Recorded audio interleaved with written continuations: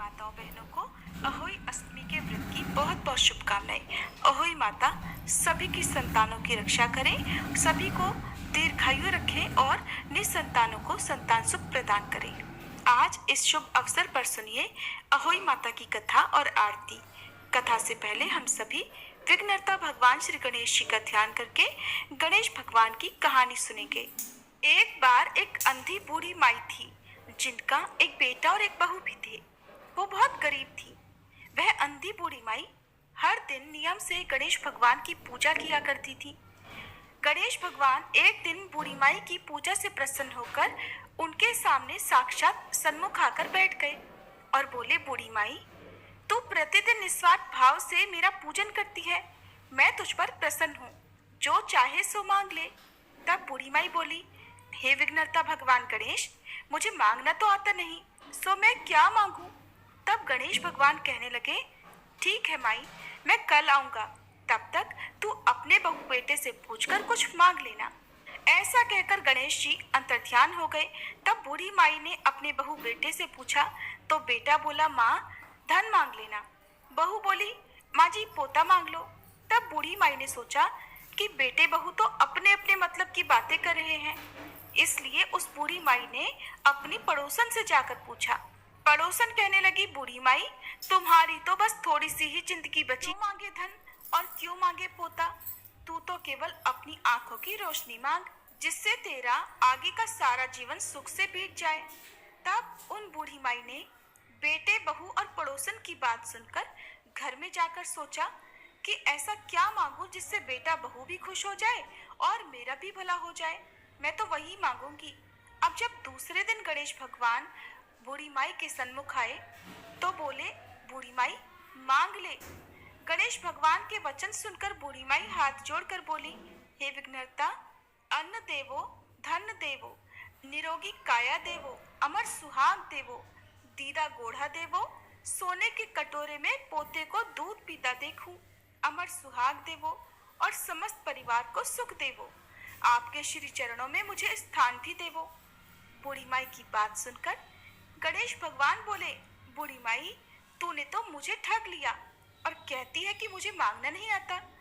जो कुछ भी तूने मांग लिया अब वो सब कुछ तुझे मिल जाएगा। ऐसा कहकर गणेश भगवान वहीं अंतर्ध्यान हो गए। हे विघ्नहर्ता गणेश भगवान, जैसे आपने बूढ़ी माई को दिया वैसा ही इस कहानी को कहते सुनते और हुंकारा भरते सबको देना, वैसा ही सबको देना और सभी पर अपनी कृपा बनाए रखना। सभी प्रेम से बोलिए, गणेश भगवान जी की जय। पौराणिक कथा के अनुसार एक बार एक साहूकार था जिसके 7 बेटे और 7 बहुएं थी, साथ ही एक बेटी भी थी। दिवाली से पहले घर को लीपने के लिए इकलौती ननद अपनी भाभीयों के साथ जंगल में मिट्टी खोदने गई। जब वह मिट्टी खोद रही थी कि वहीं पर स्याहू की यानी कि सेई की मांद थी। मिट्टी खोदते समय ननद के हाथ से खुरपी लगकर सेई का एक बच्चा मर गया, जिसे देखकर स्याहू बहुत क्रोधित हो गई। दुखी होकर स्याहू माता बोली कि मैं अब तेरी कोख बांधूंगी।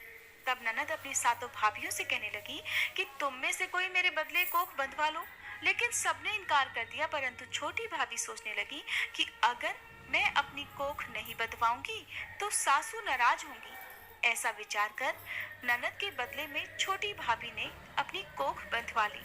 इसके बाद जब भी उसका लड़का होता तो 7 दिन बाद वह मर जाता। एक दिन उसने पंडित जी को बुलवाकर पूछा कि पंडित जी, मेरी संतान 7वें दिन ही क्यों मर जाती है। तब पंडित जी ने कहा कि तुम सुरही गाय की पूजा करो, सुरही गाय की सेवा करो, क्योंकि सुरही गाय स्याऊ माता की सहेली है। जब वह तेरी कोख खोल देगी तभी तेरा बच्चा जिएगा। इसके बाद से छोटी बहू सुबह जल्दी उठकर चुपचाप सुरही गाय के नीचे साफ सफाई करके आ जाया करती। गौ माता एक दिन बोली कि आजकल कौन मेरी सेवा कर रहा है, सो आज देखूंगी। एक दिन गौ माता खूब जल्दी उठ गई। क्या देखती है कि एक औरत आकर उसके नीचे गोबर आदि साफ करके चली जाती है। गौ माता उससे बोली, मैं तेरी सेवा से प्रसन्न हूँ, जो चाहे वो वर मांग ले। तब साहूकार की बहू बोली कि स्याऊ माता आपकी सहेली है और उसने मेरी कोख बांध रखी है, सो हे गौ माता मेरी कोख खुलवा दो। गौ माता कहने लगी, बहुत अच्छा। अब तो गौ माता समुद्र पार कर अपनी सहेली के पास उसको लेकर चल पड़ी। रास्ते में कड़ी धूप थी, सो वे दोनों एक पेड़ के नीचे, जहाँ पर गरुड़ पंखनी का बच्चा था, वहाँ बैठ गई। तभी थोड़ी देर में एक सांप आया जो कि गरुड़ पंखनी के बच्चे को डसने जा रहा था। साहूकार की बहू ने ये देखा तो सांप को मारकर ढाल के नीचे दबा दिया और बच्चों को बचा लिया। थोड़ी देर बाद गरुड़ पंखनी आई और वहां पर खून पड़ा हुआ देखा तो साहूकार की बहू को चोंच मारने लगी। उसने सोचा कि हो ना हो इसी बहू ने मेरे बच्चों को मार डाला है। तब साहूकारनी बोली कि मैंने तेरे बच्चों को नहीं मारा, बल्कि सांप तेरे बच्चों को डसने आया था। मैंने तो उस सांप से तेरे बच्चों को बचाया है। ये सुनकर गरुड़ पंखनी खुश होकर बोली कि मांग, तू क्या मांगती है? साहूकार की बहू बोली, हे गरुड़ पंखनी, मुझे 7 समुंदर पार स्याऊ माता के पास पहुंचा दो। गरुड़ पंखनी ने दोनों को अपनी पीठ पर बिठाकर स्याऊ माता के पास पहुंचा दिया। स्याऊ माता उन्हें देखकर बोली कि बहन, बहुत दिनों के बाद आई। फिर कहने लगी, बहन, मेरे सिर में जूं पड़ गई, जरा मेरे सिर से जुएं तो बीन दो। तब सुरही गाय के कहने पर साहूकार की बहू ने सलाई से उनकी सारी जुएं निकाल दी। इस पर स्याऊ माता प्रसन्न होकर बोली कि तूने मेरे सिर में बहुत सलाई डाली है, इसलिए 7 बेटे और बहुएं तुझे मिलेंगी। रोहन आपको पसंद करती है। मैं ऑपरेटिंग टेबल के पास नहीं जा सकती। मैं तुम्हारे इस डर को भगा कर रहूंगा। सीनियर ने लोग हमारे बारे में बातें बना रहे हैं। देखिए have a crush on you Hindi में सिर्फ Amazon MX प्लेयर पर, वो भी बिल्कुल फ्री।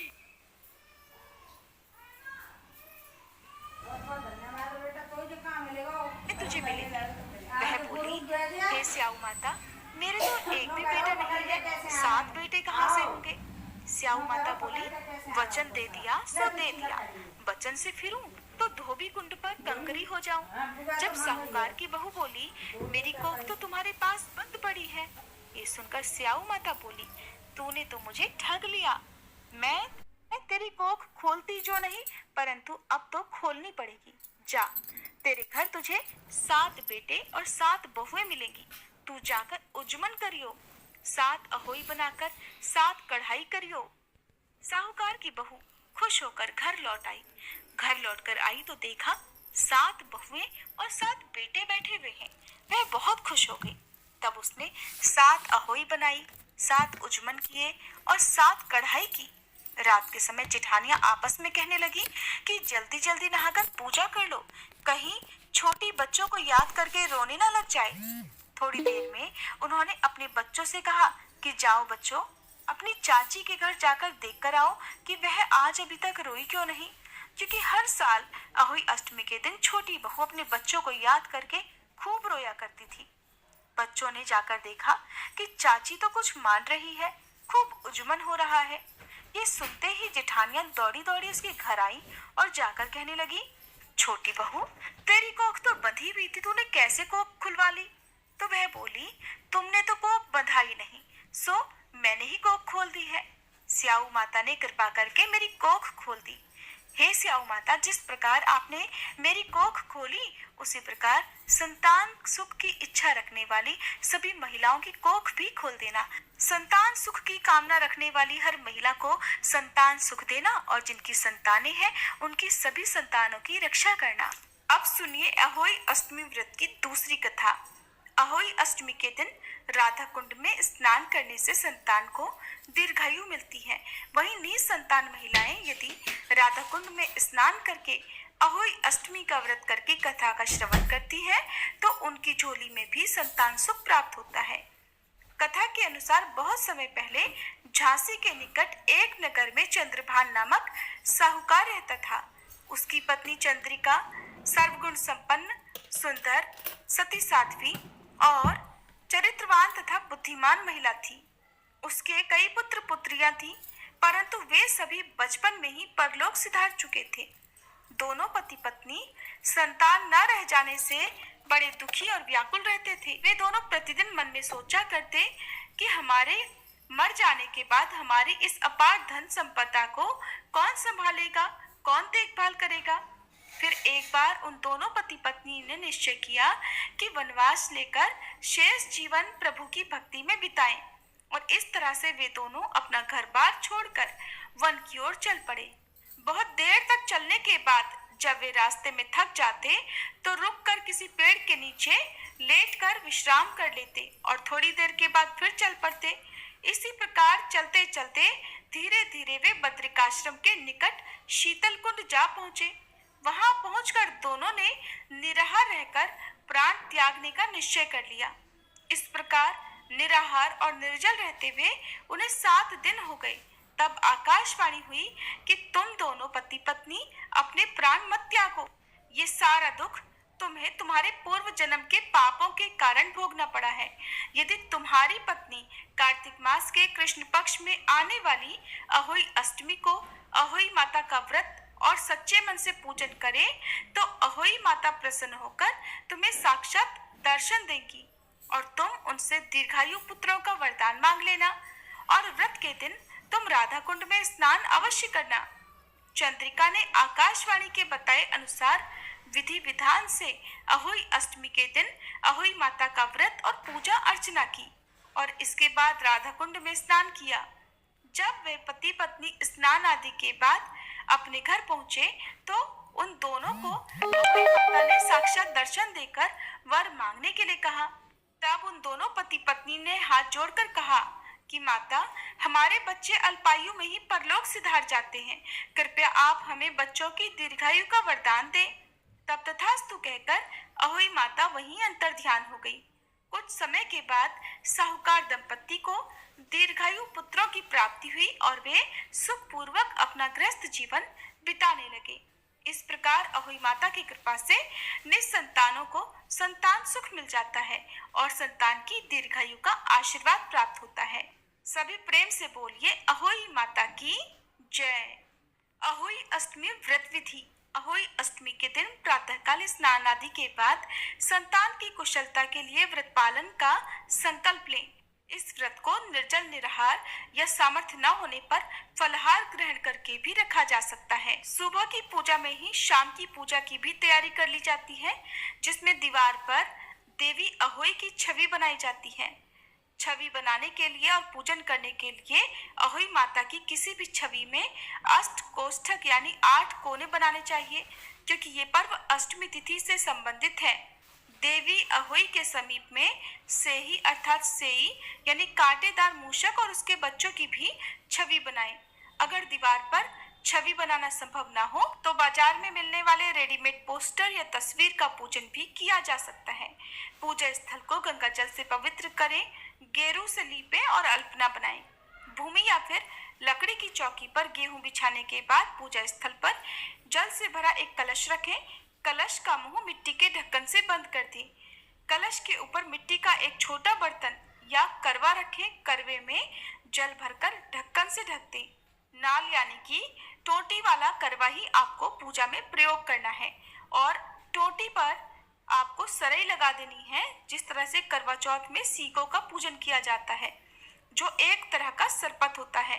पूजा के समय अहोई माता और सेई को भी घास की 7 सीकें अर्पित की जाती हैं, यानी सरई अर्पित की जाती हैं। अगर सरैया उपलब्ध ना हो तो कपास की कलियां भी प्रयोग में ले सकते हैं।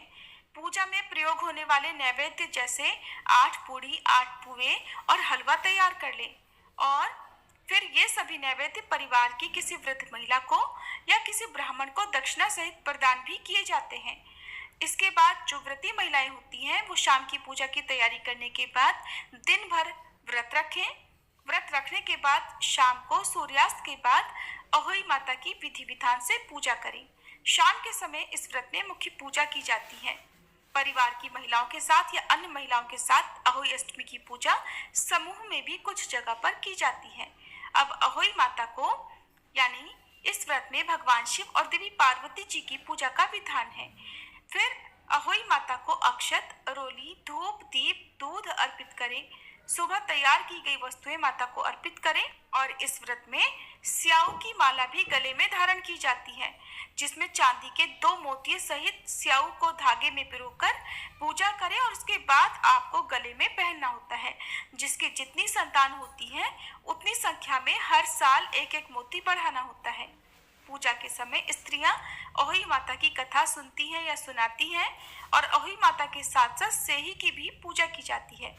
पूजा करने के बाद अहोई अष्टमी की आरती गाएं और इसके बाद परंपरा के अनुसार बहुत सी महिलाएं तारों को अर्घ देकर व्रत खोलती हैं, तो कुछ महिलाएं रात को चंद्रोदय होने पर चंद्रमा को अर्घ देकर फिर व्रत खोलती हैं। तो जो टोटी वाला करवा है जिसमें आपने सुबह जल भर कर रखा है, उसे आपको तारों को या चंद्रमा को अर्घ देना होता है। और इसके बाद आपके यहाँ पर जिस भी परंपरा के अनुसार व्रत खोला जाता है, जैसे कि मीठी पूड़ी पुए आदि ग्रहण करके या सात्विक भोजन ग्रहण करके, उस प्रकार से आप अपना व्रत खोल सकते हैं।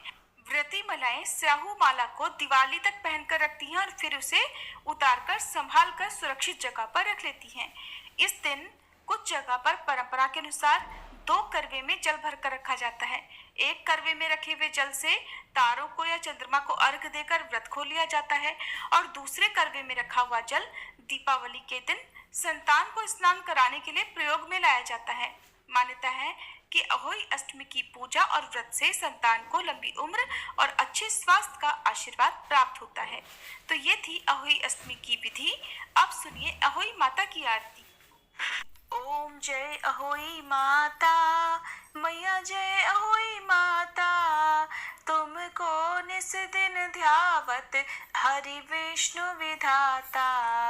ओम जय अहोई माता, ब्रह्माणी रुद्राणी कमला तू ही है जग माता। सूर्य चंद्रमा ध्यावत नारद ऋषि गाता। ओम जय अहोई माता, माता रूप निरंजन सुख संपत्ति दाता। जो कोई तुमको ध्यावत नित्य मंगल पाता। ओम जय अहोई माता, तू ही पाताल बसंती, तू ही है शुभ दाता। कर्म प्रभाव प्रकाशक जग निधि से त्राता। ओम जय अहोई माता, जिस घर तुम्हरो वासा ताहि घर गुण आता। कर न सके सोई कर ले मन नहीं घबराता। ओम जय अहोई माता, तुम बिन सुख न होवे ना कोई पुत्र पाता। खान पान का वैभव तुम बिन नहीं आता। ओम जय अहोई माता, शुभ गुण सुंदर युक्ता क्षीर निधि की जाता।